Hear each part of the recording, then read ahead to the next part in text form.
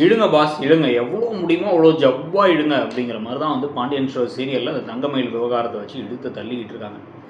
எவ்வளோ விஷயங்கள் நடக்கலாம், ஆனாலும் வந்து பார்த்திங்க அப்படின்னா எவ்வளோ விஷயங்கள் மாறினாலும் கூட தங்கமயில் இப்போ கண்ணை கசக்கி அழுதுகிட்டே இருக்கிறது கிட்டத்தட்ட ஒரு மாதமாக தொடருது. ஒரு மாதமாக ஒரே எக்ஸ்பிரஷன் தான், வேறு எக்ஸ்பிரஷனை பற்றி கவலைப்பட தேவையில்ல, அழுதுகிட்டே இருந்தால் போதும் அப்படின்னு சொல்லிட்டு இருக்காங்க. அதில் வந்து என்னென்னா உண்மையிலே அழுகிய வர மாதிரி நடிக்கிறது தான் வந்து உண்மையிலே ஒரு கஷ்டமான விஷயம் நடிப்பில்.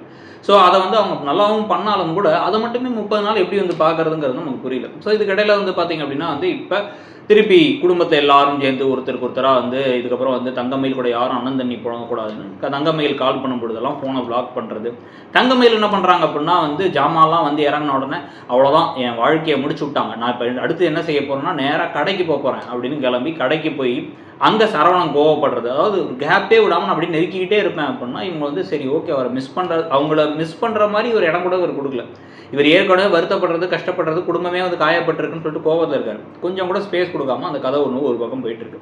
இதுக்கடையில் பாக்கியம் வேறு எதுக்கு எடுத்தாலும் நம்ம கேஸ் இருக்கு, இன்னும் அவனுங்களை திருப்பி உன்னை ஏற்றுக்க வைக்கிறேன், நீ அந்த வீட்டில் போய் வாழ போகிற அப்படிங்கிறாங்க. கதையில் வேறு போக்கு இல்லைன்னு வச்சுக்கோங்க. ஒன்று இவங்களை வெளில கழட்டி விட்டு கடைசியில் இந்த வீட்டிலே சேர்த்துக்காம இருந்து அவங்கள வில்லி ஆகணும், அது ஓகேவா அப்படின்னு வந்து கேட்டால் பல ஆடியன்ஸ் வந்து ஓகேன்னு தான் சொல்கிறாங்க. ஆனால் அதெல்லாம் கேட்காம கடைசியில் இப்போ என்ன நடக்கும்னு வந்து பார்த்தீங்கன்னா அவங்கள ஏதோ ஒரு பெட்டியான ரீசன் குட்டியான ரீசனை சொல்லி அவங்கள உள்ளார அனுப்பி அவங்க உள்ளார போனோன்னே எல்லாரும் அவங்கள வெறுக்கிறது, நம்மளே வந்து அவங்க மேலே அனுதாபம் வர மாதிரி வந்து எல்லாரும் அவமானப்படுத்துறது அசிங்கப்படுத்துறது. பாவம் தங்கமயில் நம்ம வாரியிலே வந்து ஒரு வார்த்தை வந்த அப்புறமா தங்கமயிலையும் சரவணையும் திருப்பி சேர்த்து விடுறதுன்னு ஒரு ட்ராக் வரப்போகுது.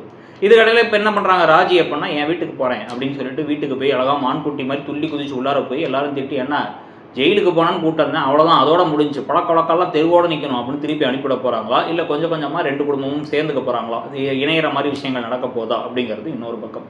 ஸோ இது எல்லாத்துக்கும் இடையில இப்போ வந்து பார்த்திங்க அப்படின்னா தங்கமயில் வந்து நம்ம ஏற்கனவே சொன்ன மாதிரி ஒரு விபரீத முடிவெடுக்கிறதுக்கும் வாய்ப்பு இருக்குது. விபரீத முடிவெடுத்து அவங்க வந்து தன்னுடைய உயிரையே மாற்றிக்கலான்னு முடிவு பண்ணி கடைசியில் ஹாஸ்பிட்டலில் போய் சேர்த்து இப்போ சரவணா வந்து தங்கமயிலை ஏற்றுக்க வேண்டிய சூழ்நிலையை ஒன்று போலீஸ்காரங்களோ இல்லை அவங்களுக்கே மனசு இறங்கி போய் வந்து பாவம் என்ன இருந்தாலும் இனிமேல் அம்மா அப்பா கூட பேசாத பழகாத, அவங்க தான் உனக்கு எடுத்தது, ஆனால் வந்து நமக்குள்ளே இருக்கிறதெல்லாம் இருக்கட்டும் நீ வீட்டுக்கே வா அப்படின்னு கூப்பிட்டு போகிற மாதிரி விஷயங்கள் நடக்க போதா அப்படிங்கிறதையும் பார்க்கணும்.